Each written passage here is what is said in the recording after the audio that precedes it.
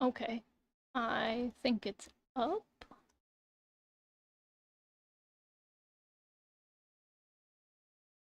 Hmm. Let's try this. Okay, there it goes. Always a little finicky in the beginning. Probably will never change. Alrighty. Do I look big enough? Am I more visible this time?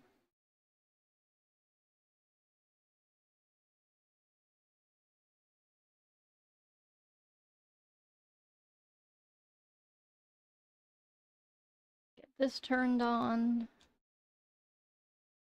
How you know I'm sleepy.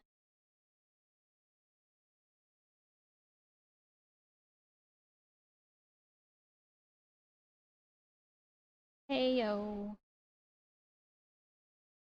Did you need that many wave emojis?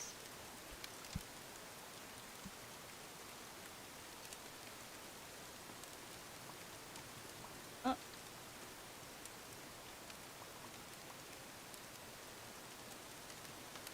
something weird. Let me go. Setting. 5.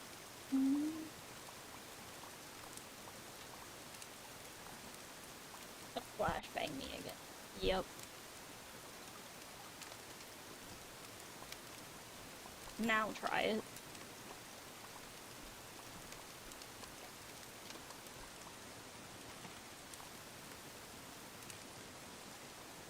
Oh, did it work?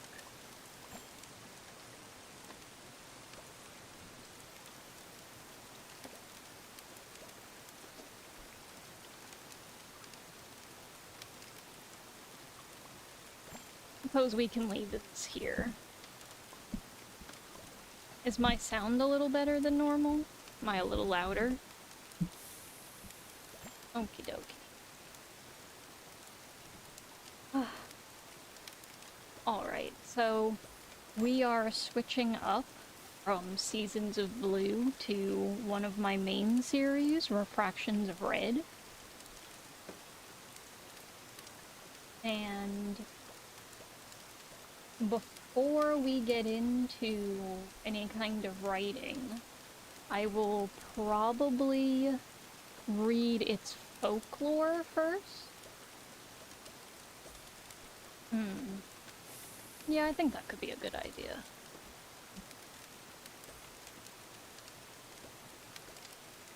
Try not to break everything just to get the book.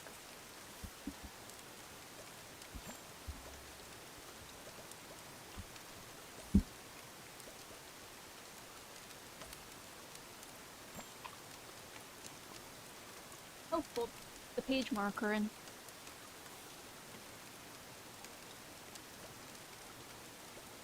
Are you ordering sourdough bread from the menu?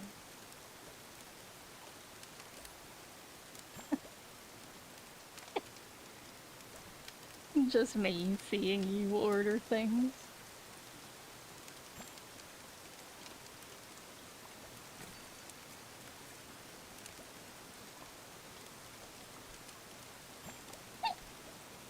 Cups make a return. Alright. Let's find where it's at.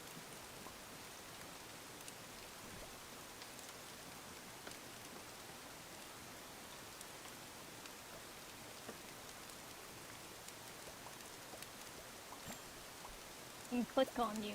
Do little heart.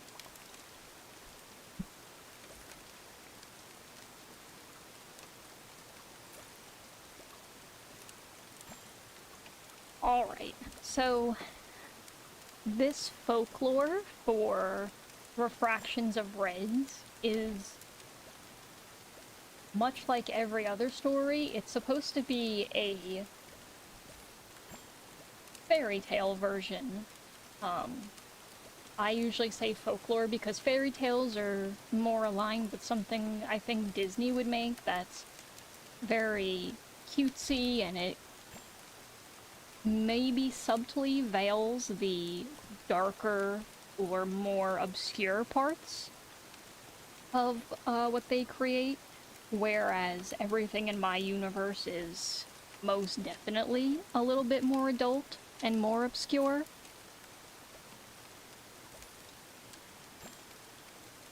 So this folklore is actually going to come up as a physical fairy tale at one point. Each folklore for each different series comes up in different ways. This one just happened to be an actual fairy tale that I was creating for the book itself, and it ended up being the very first of the fairy tales. I will get to reading. There was once a young maiden who lived in the trees. Often hiding from others, few ever caught sight of her, for she hid amongst the leaves. Living alone, she kept to herself, any and all, fearsome of her true self. For she was unlike that of the others. Many sought her out to claim her for fame, seeking to destroy the evil that lived in the woods. As time continued, the girl grew, keeping to the shadows. While one unfaithful day, she found herself ensnared in a hunter's trap. Unable to escape, she was dragged into a bustling city. There, people threw rocks, repulsed by what they saw before them. Having caused such a commotion, the townspeople attracted the attention of their king. Pushing through the crowd, he found the restrained woman listless. Sensing unjust peril, the king stepped forward, drawing the attention of the crowd. "Why do you harm such a fair lady?" he asked. "She's a demon, my lord," they replied. Turning to her, the king leaned down, draping his cape over her bare frame. "Do you strike down a bird because it flies, or a hare for its speed?" he commanded. Prying the trap open, he released the wounded woman. Freed from the prison, she stood staggering out of the city, solemnly dropping the warmed cloak by the forest's edge. For many days following, watching from shaded canopies, the woman observed the king. Wandering throughout the forest day by day, he searched for her tirelessly. On the day of the first snowfall, the king— excuse you, bear. You make a lovely window. Wandering through the forest by day, he searched for her tirelessly. On the day of first snowfall, the king tracked, through flurries, a bag slung across his back. Piqued, the feral of the forest dropped onto a lowered branch. Turning in surprise, the king smiled, taking a knee. Gently coaxing her, he opened the satchel. "I've brought these for you." Unbothered by her bared body, he slowly lifted the garments within, a boot tumbling from the tangled clothes. Softly landing on the frigid earth below, the feral woman approached him, inspecting the fabric. With delicate hands, he dressed her, clasping her cloak about her, grinning joyously at her doe-eyed gaze. From then on, the king frequented the forest, often neglecting the duties awaiting him at the castle's keep. At flowers' first bloom, people of the land sought vengeance on she who bewitched their lord, setting fire to the earth in hopes of burning the feral of the flowers. Bewildered by the flames, the king rushed through the sweltering landscape, finding the feral pinned beneath ashen trees. Lifting her frail figure, life seeped through thin skin stained black, painting petals rogue. Fearful of her fading breaths, he fled, when a voice called out to him amongst chaotic cinder. "You seek to save that which is feral?" Scanning the flaming embers around them, the king found no one.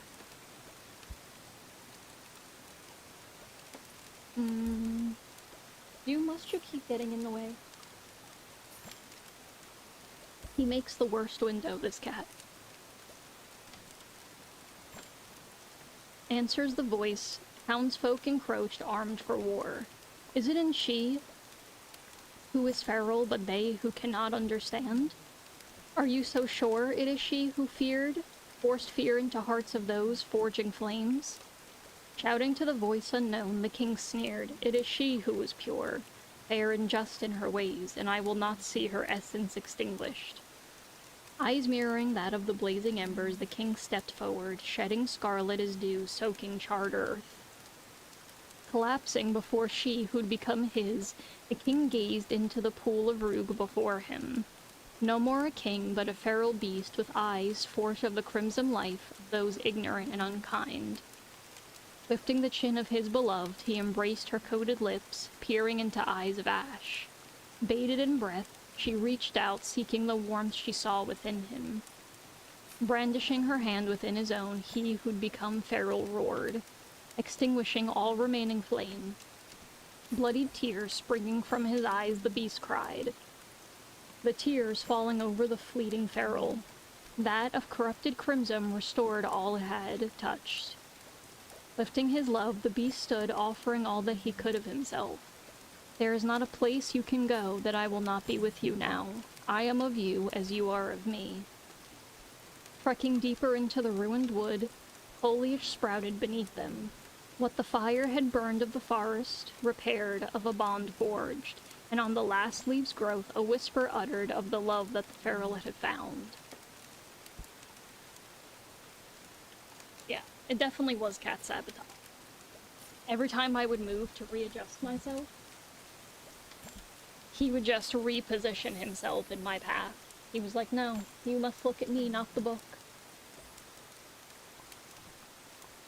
So, for a little in-depth on the folklore that I just read, it was always designed to feel a little more of a children's story for somebody to be reading, but obviously have much darker tones intended.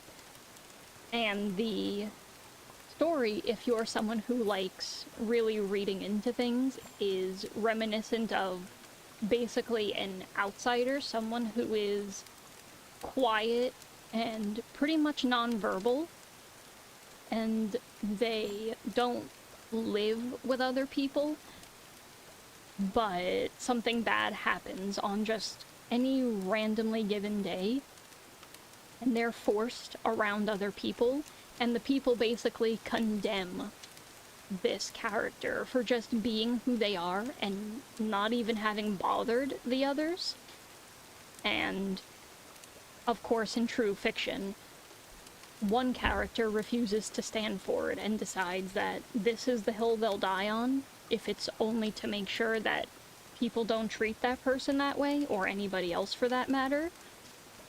And of course, the king becomes a feral beast instead of a man, and then he saves her instead of her being a princess, and she's feral of the forest, and he's now a beast instead of a king, and they completely wall out civilization from this forest. I cannot give you the official name of the forest because that will come in later days. I'm trying to get some water in so that way I can possibly read the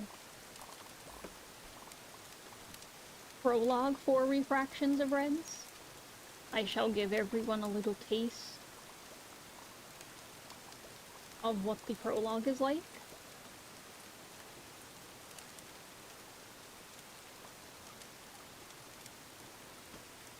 Oh no, it's in my way. Pull over. And we shall... yeah, we'll leave it here. Okie dokie.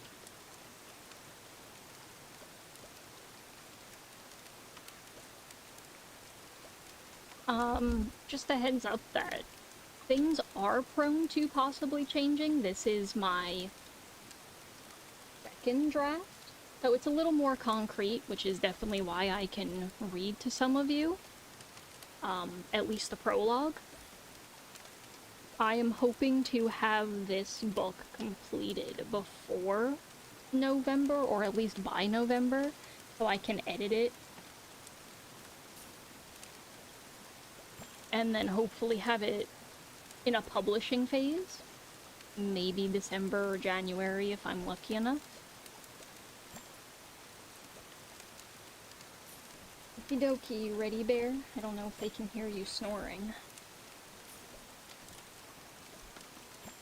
Gentle hands, holding on to a scope, peered into docile eyes. Standing before a woman, the man examined her with care. Bionics outstretched her body, coveting most of her. Skimming a finger over the newest edition, the man sighed. Glancing away, he looked across the room. You sure that you're alright with this? Knox asked. Stretching, Zack stood, wiping his face with a nearby towel. Met with that familiar gaze, he gripped a metal bar. Pulling up, he brought his chin up for her, his body following. She's not her, he said.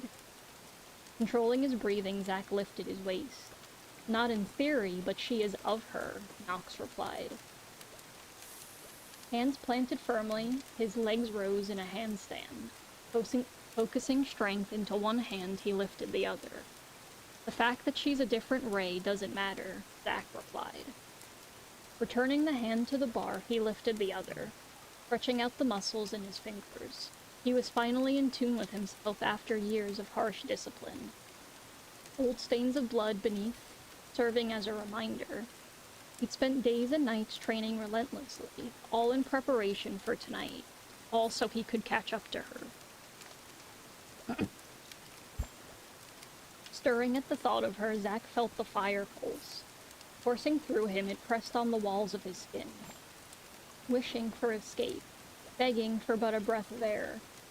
Hands tightening around the steel, he swung down. His feet meeting the mats.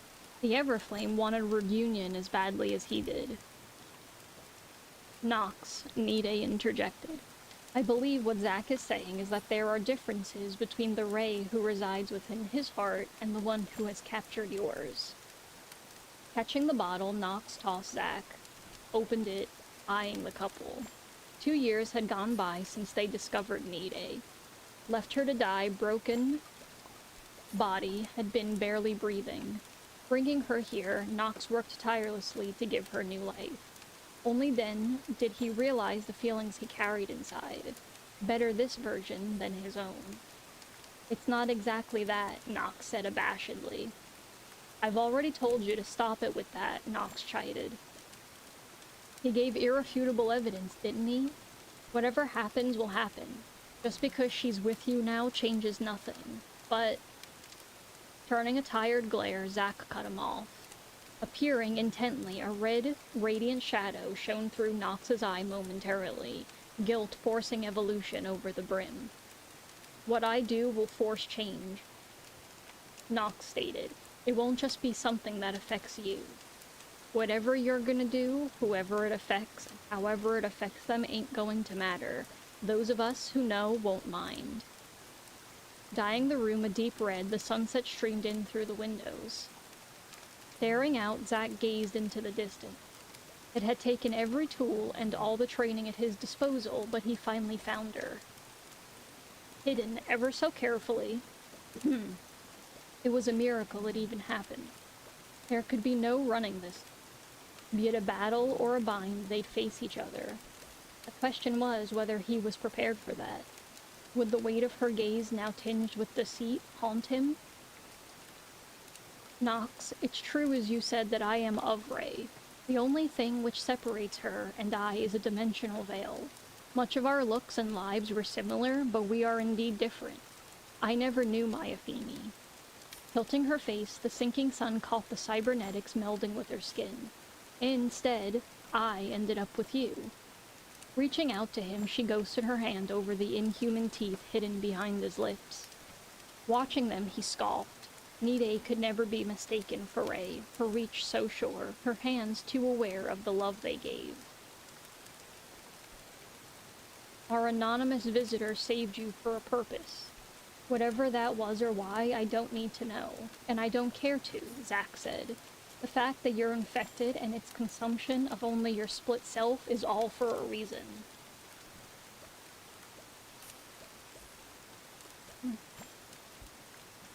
Turning, he focused his attention on the holograph across the room. A newscaster told of Konnik's most recent intrigue. Standing in front of a care center, a man spoke of the new illness spreading. Echoing off the walls, the verdict offered ominous undertones. I'll be heading for the city tonight, so be sure to turn the comm on, Zack said. We'll see you both soon then, Knox replied. Eyeing the sinking sun, Zack drained the bottle, leaving the room in silence. He'd find her tomorrow, and she'd know running wasn't an option anymore. He'd shown her the truth he'd stubbornly hidden, the same truth that ended them up in this mess, him and his stupid childhood self. Unwrapping his worn bandages, Zack stripped out of them, scars of old burns coating his entirety. Yet despite their severity, his marking remained the same. Standing the test of time, he gazed at it, the memory of her delicate finger finding it that first time. Nothing could have prepared him for the whirlwind that she was. Jumping out of trees and frigid as crimson-filled skies. The emptiness in those all-seeing gray eyes of hers. Gaze finding his reflection, he turned away with new wrapping. Echoing through the safe house, the caster continued their report. Though most is currently unknown, it is encouraged for those in Sen City to take precaution. Zareth officials urged to carry for self-defense and to avoid populated areas. Animals which were said to be the original cause of the disease are still at large. However, the illness's impact on the races is what's caused such alarm in the community. Leaks say to be on the lookout for crimson-colored eyes. Stepping off the Treon, Dusu tugged the collar of his coat up around him. Breathing into his hands, emerald eyes flared. Ethereal they glowed, as warmth emanated over him. Faintly, the heat reached passerbys whose shoulders relaxed when passing the area.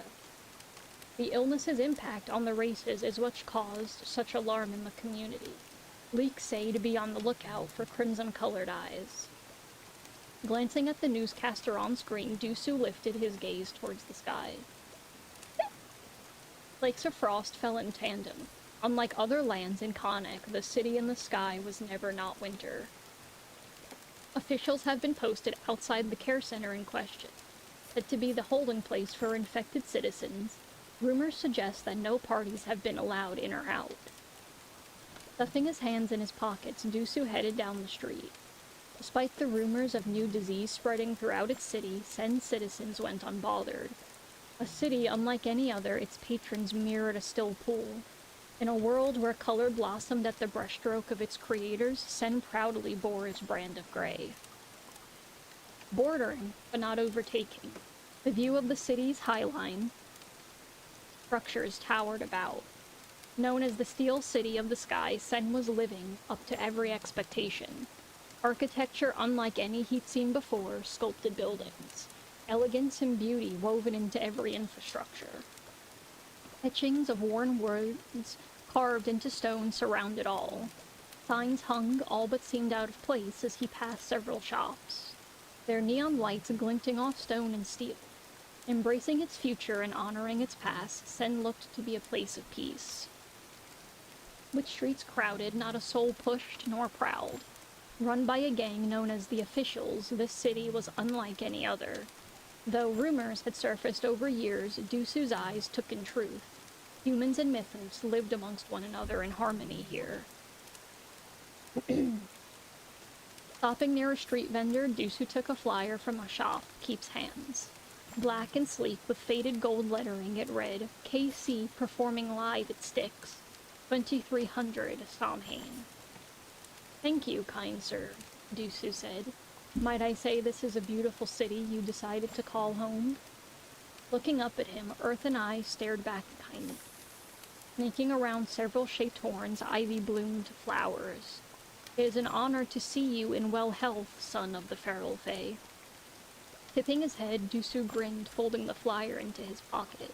Might you know where I can find freaks? My kingship, you search instead of the dragon tier? The Fae asked. Eyes widening, he stood taller, prouder. Thinking momentarily, he seemed to be recalling days long past. A thin root of oak peeled away from his horns, dripping a single drop of sap into his ivy-wrapped skin.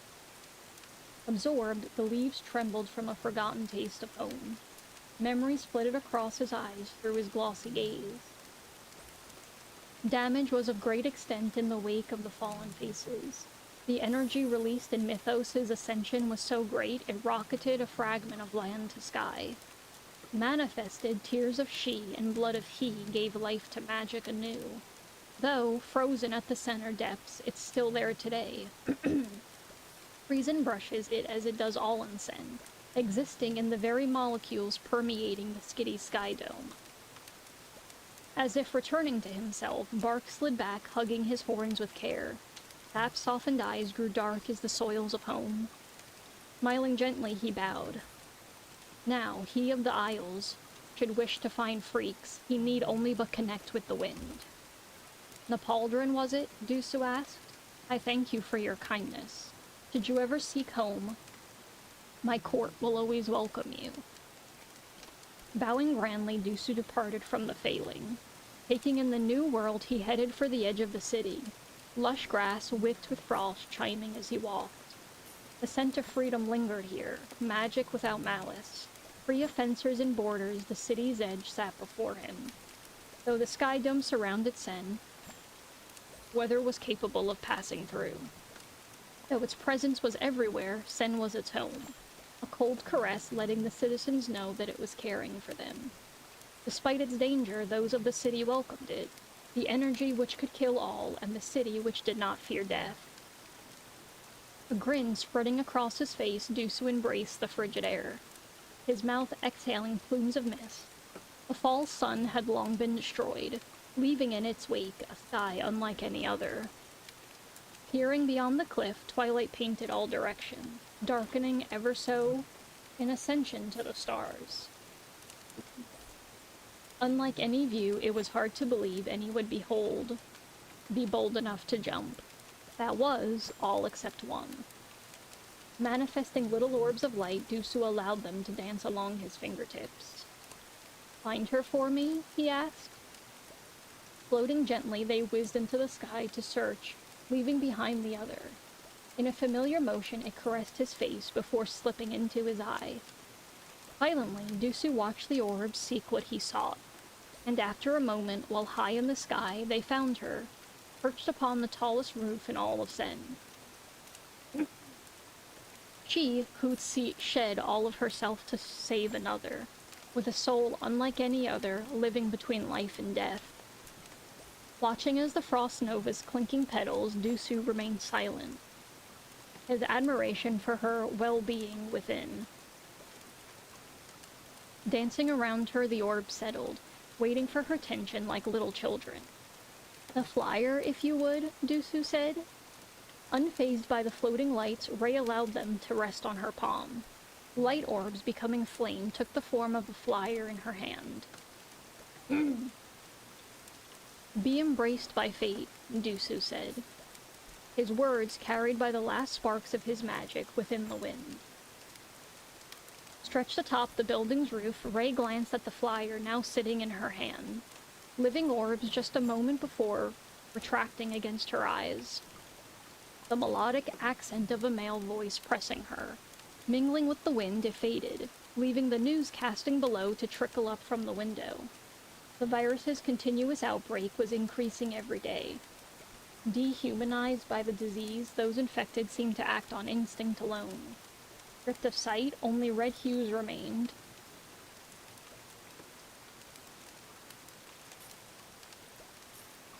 Led by sound, they sought to satiate an unhinged hunger. Coming to be known as Reds, weren't even the true threat. Those birthed with blood, unlike others, became something else. Formerly referred to as errors, these creatures were mutated, smarter and stronger in every way, making even the officials unsure how to handle the atrocities they became. Sen was the place of simple survival, each and every soul inside vying for shades of gray. Those who were alive but not living, uncaring of whatever would arrive for them to face. For whether they lived or died didn't truly matter here. It was the way of the gray, as locals called it, an ancient tradition rather than a religion, and once held dear for its haunting tale of truths.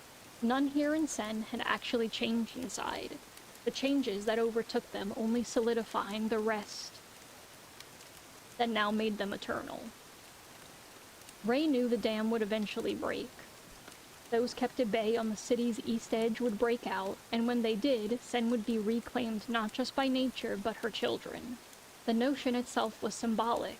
Those forced into suppression were swallowed, obstructing society's throat, now poised to suffocate the very system sought to silence them. Breathing in, Ray inhaled the frigid evening air. The stranger's voice she heard was right. It was time to embrace fate. Change was no longer collecting, but occurring.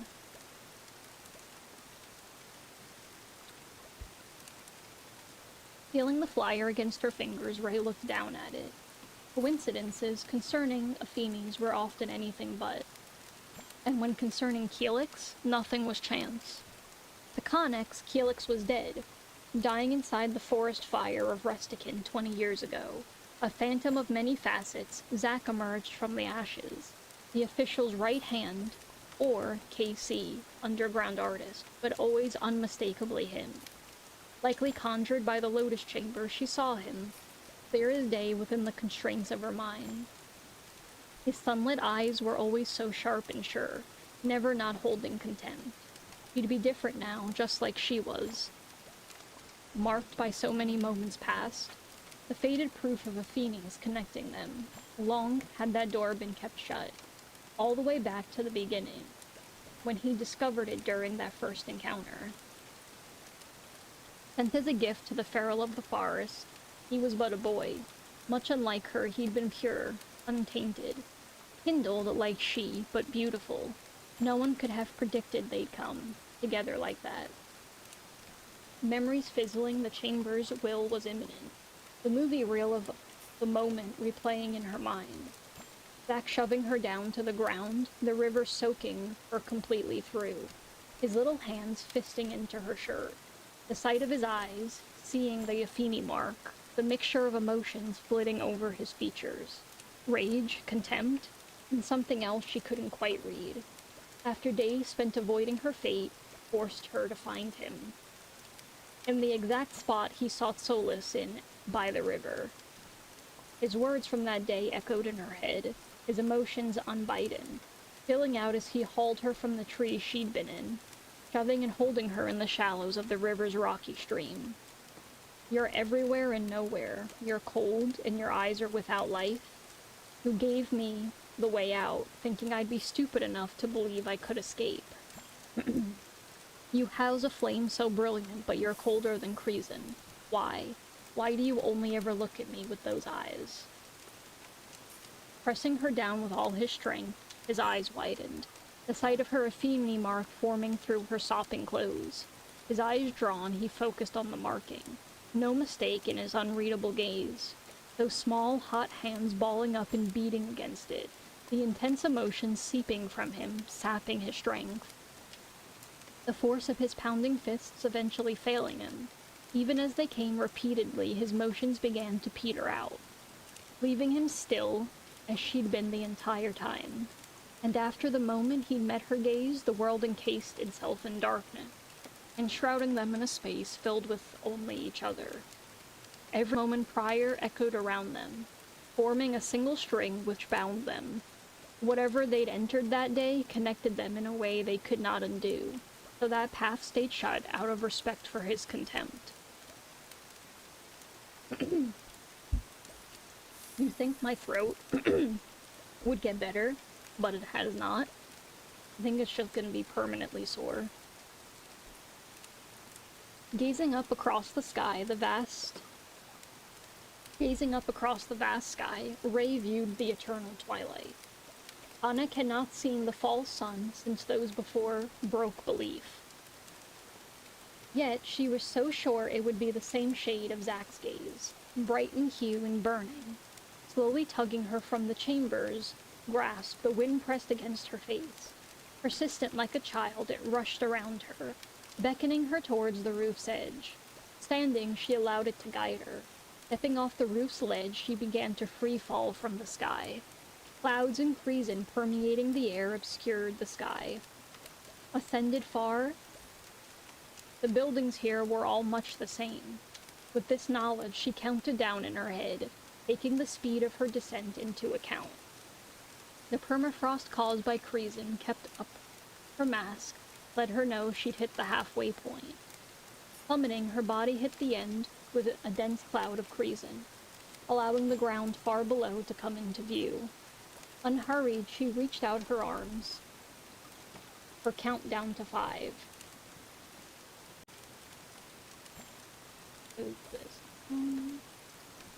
At 3, her gloves wrapped around the archway, stilling her abruptly.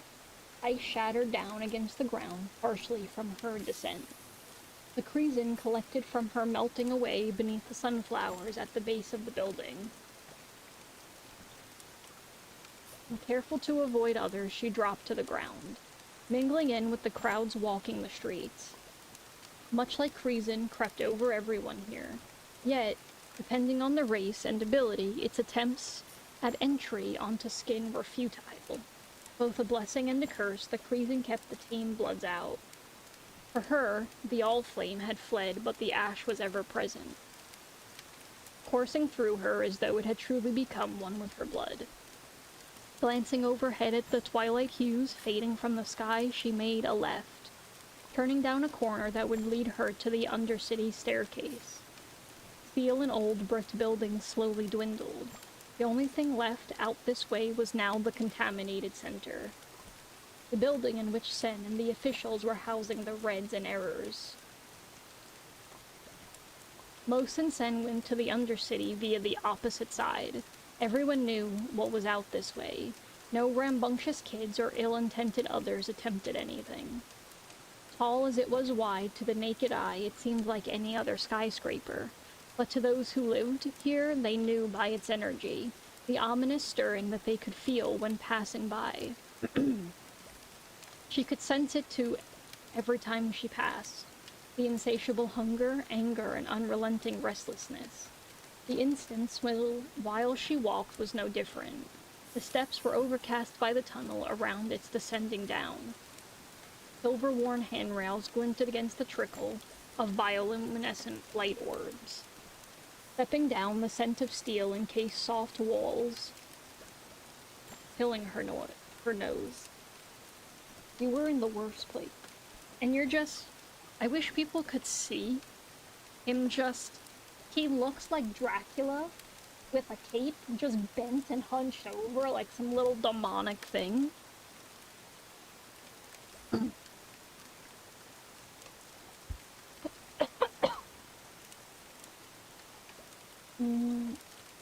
Silver-worn handrails glinted against the trickle of bioluminescent light orbs. Stepping down, the scent of steel encased soil walls filling her nose. The further down she went, the more music resounded off the walls. After several minutes, she came to a stop at the first landing. Gloves feeling the packed earth, she followed the hum of energy to a graffitied door. Old notes and posters, worn from age, covered its entirety. Yet she didn't miss the one new edition of the flyer for KC's upcoming performance.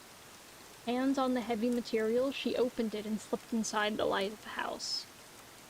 Delicate lighting reflected over horns and scales. Wallflowers, everyone present kept to themselves, dancing and drinking, standing or sitting, each and every soul present waiting to shut themselves off. Wading through the crowd, she headed for the back wall. Leaning herself against it, she watched as the stage lights dimmed. Time never stood still. Days and weeks led to the passage of time, yet in the moment, for just a second, everything had truly stopped. The universe recognizing that a star had finally found home. Room cast in darkness, a soft beat emanated from the stage, his figure standing at the center.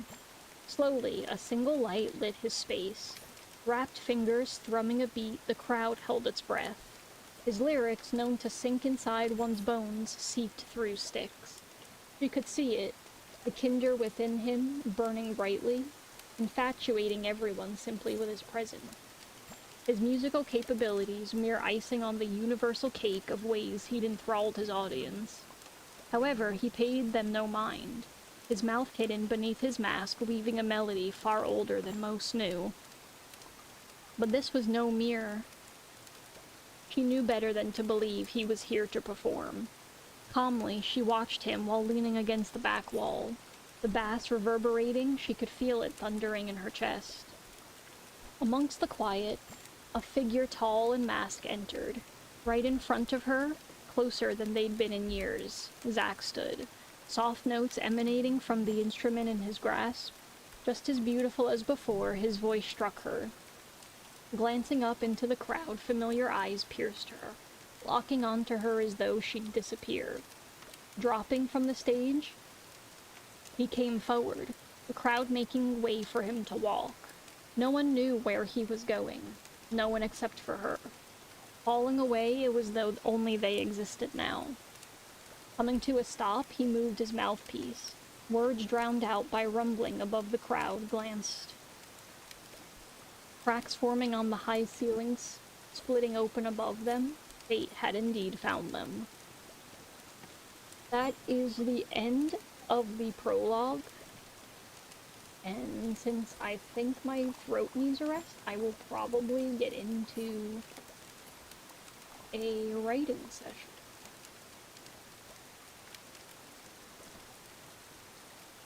So we will chat more on break. Hey, Krabby. Buddy, you're gonna have to move. You're in my spot.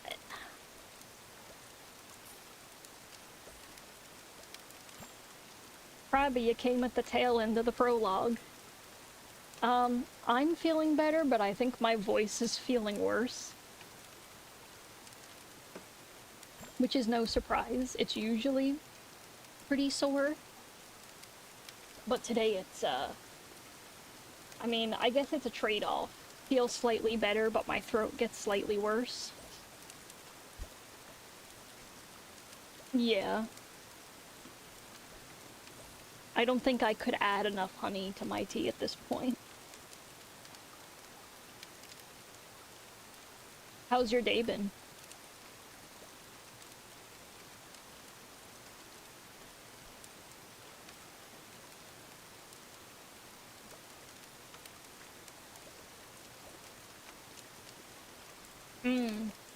You guys are not tired of Repo yet?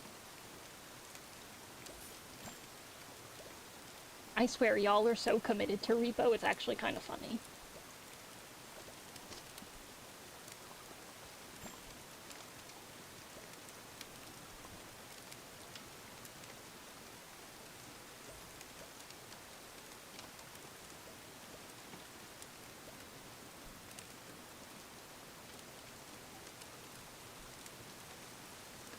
Yes, you have to get everyone back into playing Repo. I would play Repo if I had a little more time, but usually when everybody's up and able to play during the day is when I'm most busy. So it's usually just me sitting in a corner going, have fun playing, I'll just be here suffering. I do think that the microphone is slightly picking up Bear's snoring.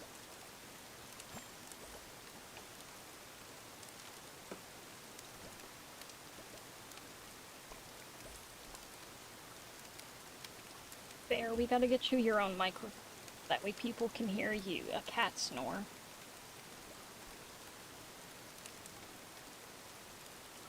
I feel like you'd be a hit sensation. Yes, get some good sleep.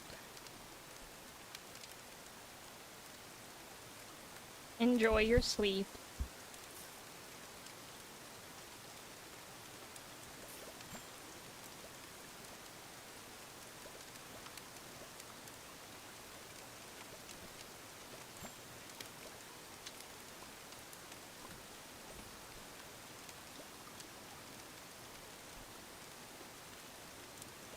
Okie doke. Time to put on my writing hat. Oh, my.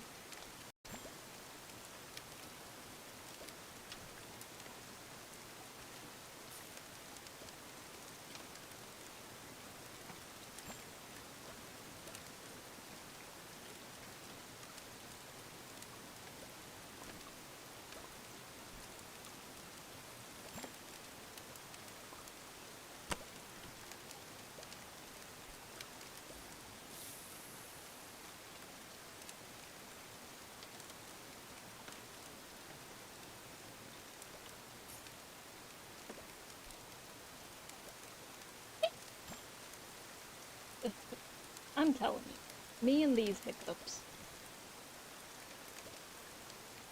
The day I get a hiccup counter is going to be the end of it for me. To anybody stopping in, I am starting my writing timer, so you can feel free to hang out until then or come back later.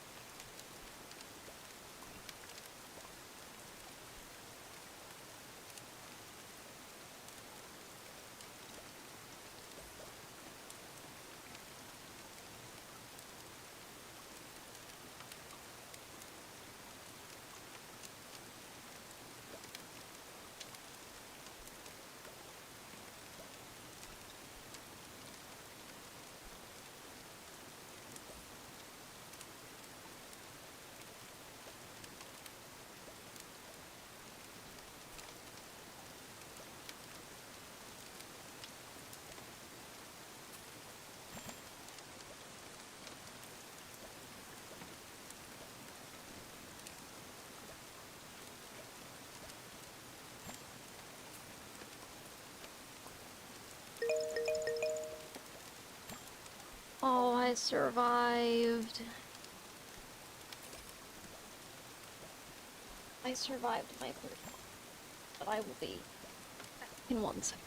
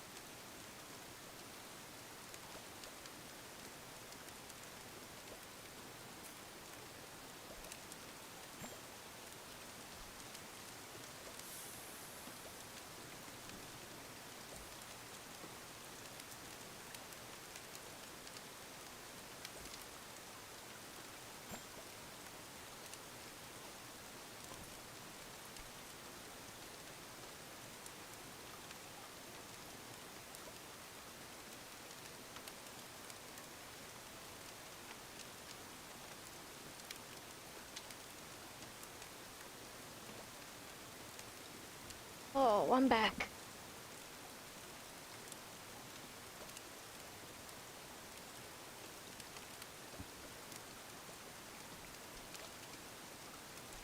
I remembered something cold this time, but I forgot something warm as well. That will have to be next time. It's always scuffed in one way or another. You always know it's an okay stream if something somewhere gets scuffed, ruined, doesn't work.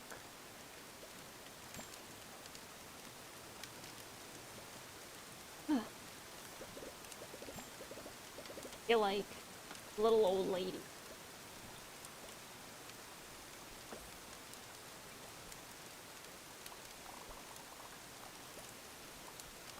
Got the cat snoring in the most unconventional sleeping position, but also looking at me like I'm some kind of psycho or stretching in odd positions.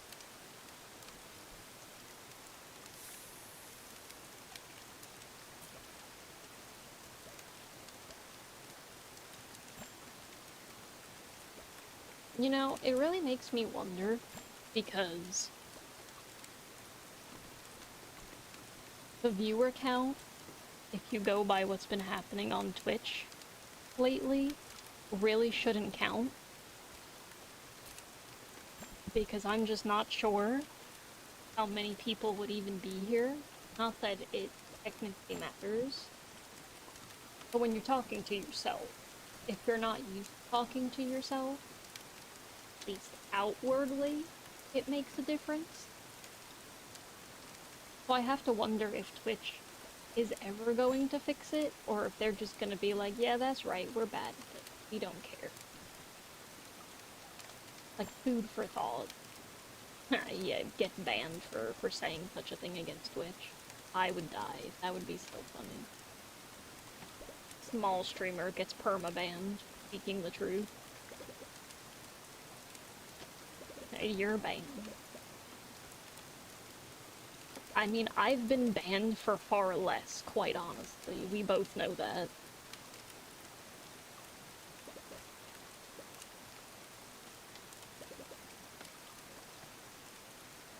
I was trying to wonder why I had coconut trees. I don't know if you can see it, hold on. I have coconut trees, and I was like, why do I have coconut trees? And then I remembered that I was growing coconuts, and oh right, coconuts grow on trees. This is the level of intelligence that you get when you come to my stream. I, in my mind, knew that coconuts grew on trees. But when I saw the coconut tree itself, I was confused as to why it's there.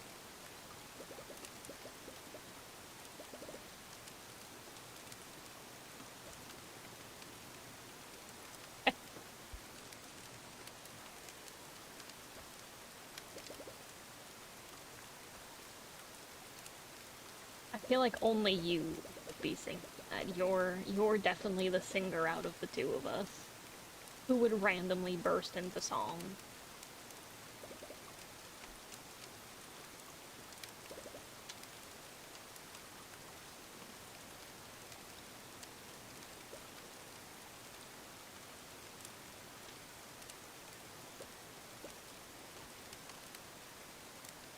Oh boy. I feel like I've been getting far more written than I have been the past probably couple of days.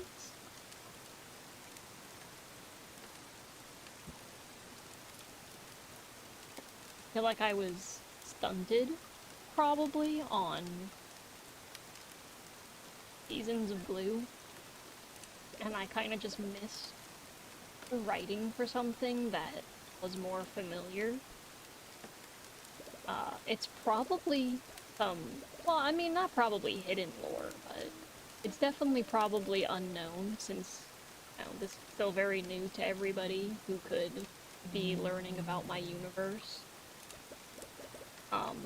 Reds, Refractions of Reds, which I just call Reds, was the very first story I ever physically, personally created on my own.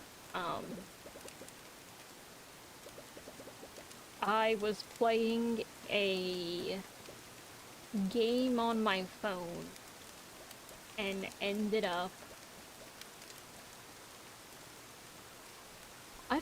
I don't think hating or loving, I guess love-hate relationship is the best way to put it, with this game. It wasn't an anime, it was like visual novel. I will omit the name only for now. Not because get your mind out of the gutters. Not for that reason. Only because that will be for something more special. Don't give me the eyeballs. You are the first one who would think something obscure. And it's because I often go to the obscure place so I can understand. But not this. I don't think, other than What in the Hell is Bad, that Korean anime game, I don't think there is any real NSFW content for girl games out there. This wasn't just technically a girl game, it was just like a zombie apocalypse game. It was like a visual novel for the phone. I probably gave too much away, and people, if they ever see this, will know exactly what it is. But, after I played that game, I was, like, obsessed and annoyed with this one character and the way that the story ended. And so I have always been somebody who was never content with content, like, ever. Ever since I was a little kid, I was that little girl who refused to wear a skirt and was pissed off that princesses always seemed so weak and feeble and needed a prince to save them. Not because I didn't want a princess to be saved by a prince, but because it was just generally assumed that the princess was always too stupid and weak. And that's exactly how media always portrays females. Especially, like, in romance or anime games, but that is a whole other can of worms we cannot open today. And so, through the true tag on my stream, Enraged Raccoon, I went full rage mode, and I just birthed is a bad word, but we're going with it. Birthed the most insane plot I could think of. And after like a year, maybe I can move it and show you. After about a year, if you see here, it says complete book 1 draft that I'm highlighting. This has like 200,000 something words in it. It was like the very, very first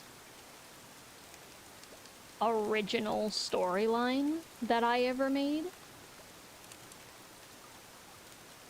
And it stays there, so I then started rewriting it, disliked my old second draft, and this is like almost like a official third draft now that we're doing. And let me see if I can bring up. It says word count. We're at like 7,000. Isn't too bad.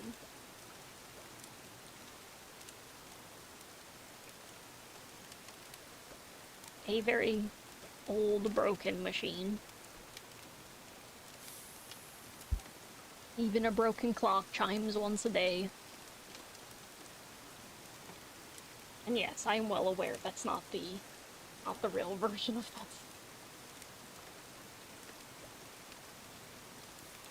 But yeah, so Reds, everyone's like, you have to have a baby when it comes to writing that one thing that obsessed you more than everything else. Reds would probably be that thing. It's probably the story I know the best. And I have essentially the next 2 books also planned out.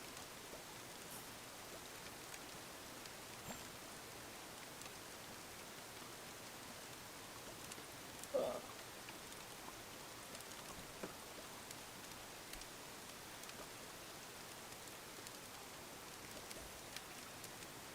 More stretch.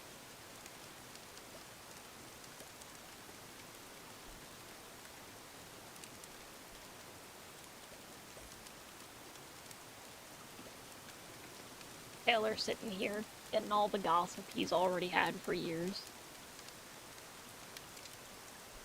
But then again, you have the worst memory, so it wouldn't surprise me if you forgot half of this.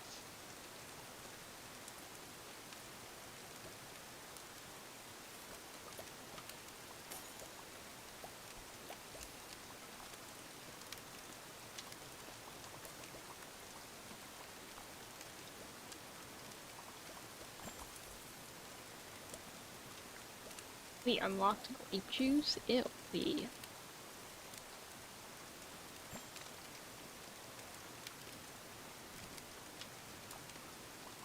You know what scares me? That's actually what you think.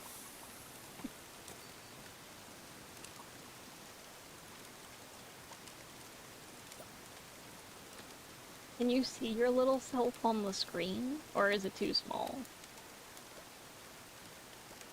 Look at you. Look at him. I just thought we should show how angry all of my little cat people are. I mean, here's the thing. It's not because I needed a Catboy cafe. That's not what this needed to be. But I was like, if you're gonna give me options to give them all ears and a tail, and I can make them all look so mad, why wouldn't I?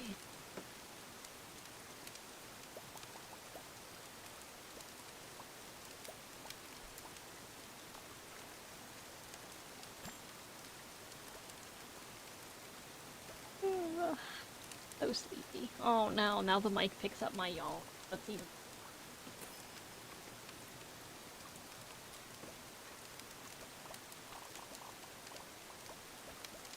The sleepiness has started to set in.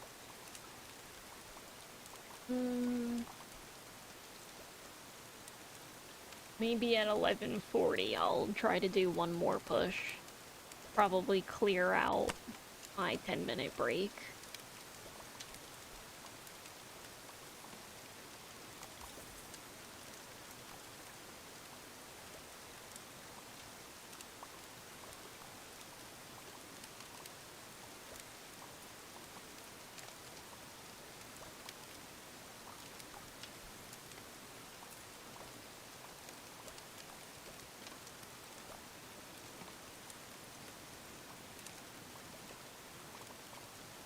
We have updated. Ooh, I can... Oops. I don't have the money. You want like 100,000 just for the new farm piece? Like, my good sir. We ain't gonna grow onions here. Sorry. Onions are infernal. like I just lost followers. Because I said onions suck. Just like, look, hear me out, hear me out. It has no flavor, and it has no substance. It's this slimy, translucent thing that you can't even see or taste in your food other than just knowing that it's in all food. And it's not even hot. It is Tuesday. There you go. We'll do a hot take every Tuesday. Today's hot take: onions are stupid. Whoever that second viewer is in here is just gonna leave. Be like, well, knew she was a bad egg. Time to go.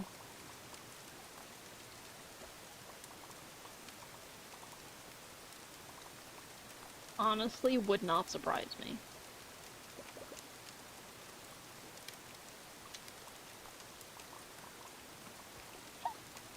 Yep, and then there go the hiccups.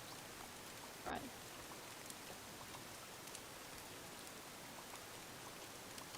Are you farming my hiccups, perhaps? Yeah, somehow I don't believe you.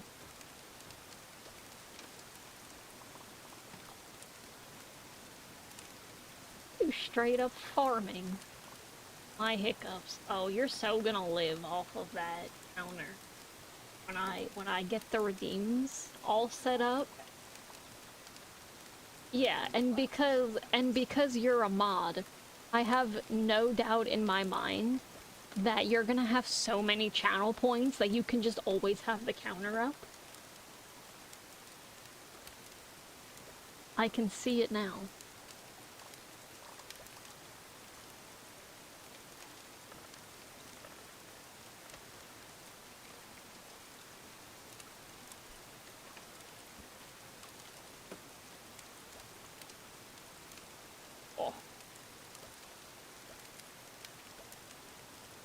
That's harsh, even for you. 43.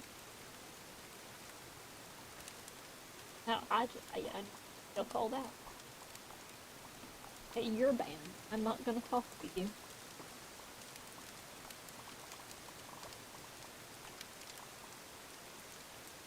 Yeah, oysters are 50k. Who goes to a cafe to eat oysters?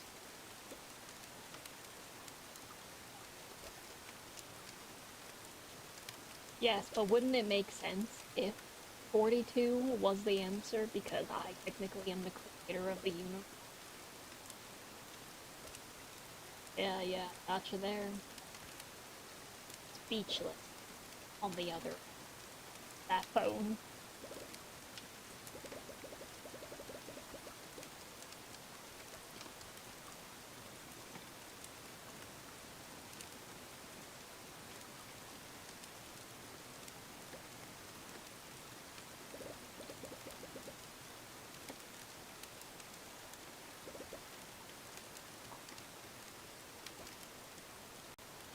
Is it time for me to share all of my most weird?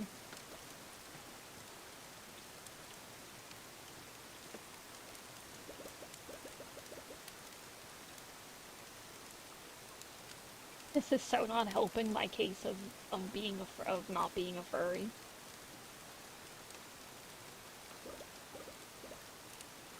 How many people will come in here wondering just because I'm a raccoon, I'm a furry? The answer is no. I hate to make you all sad. I am not a furry. I don't got nothing against furries, but I'm not a furry.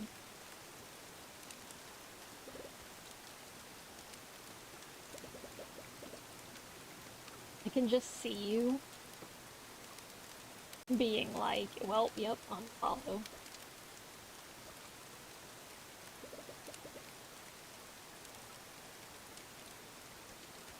What do you mean I'm not beating the allegations? Do not don't be that person that starts this.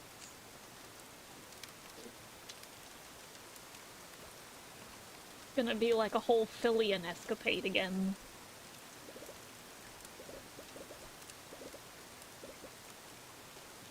There ain't gonna be no meows, no barks, or whatever sound raccoons make.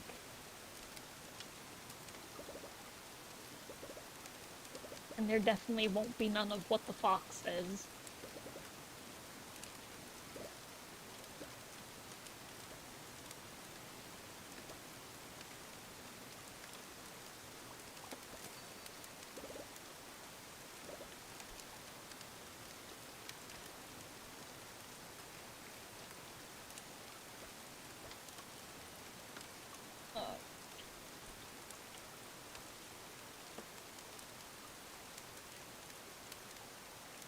Uh, I think once whatever this is, this like glue is that wears off, I will probably be able to do long stream. But at least for now, while I'm still sick, it'll be like 2 hours every time. Also, because my viewer count is still low.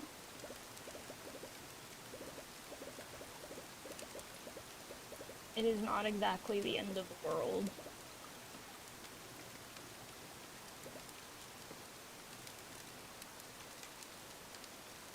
Usually I would say health doesn't come first, but health does, because if I'm dead, I can't do anything.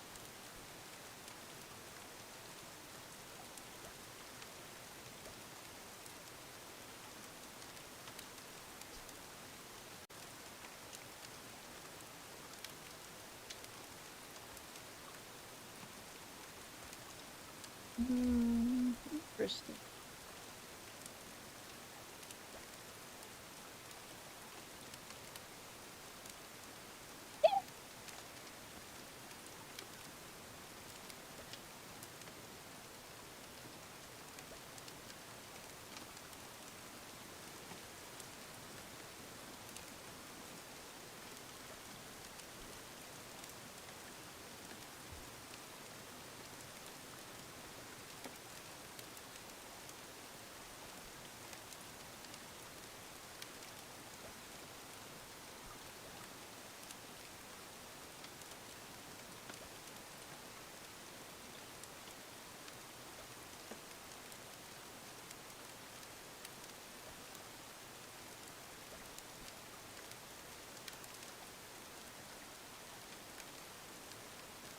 There's only a minute left. Feral noises of sadness.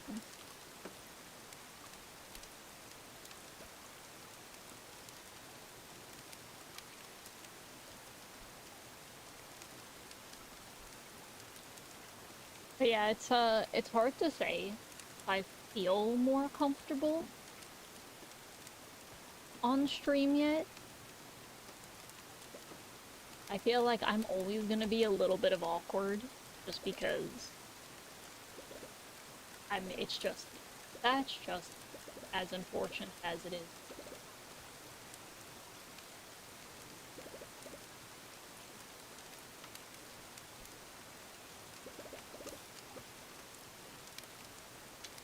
It'll be like, but you've been at this for 5 years. Yep, and it'll still be that way 5 years for now.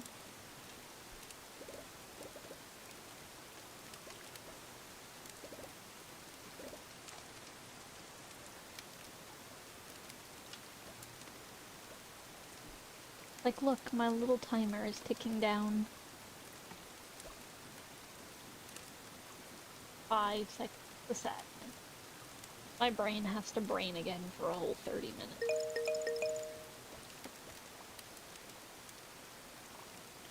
Alright, we'll do one last good push.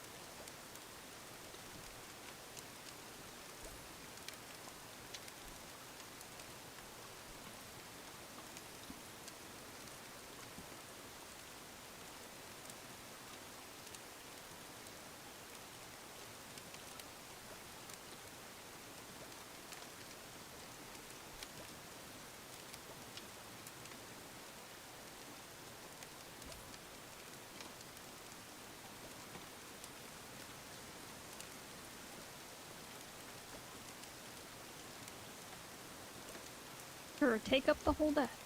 I wasn't using it for something important.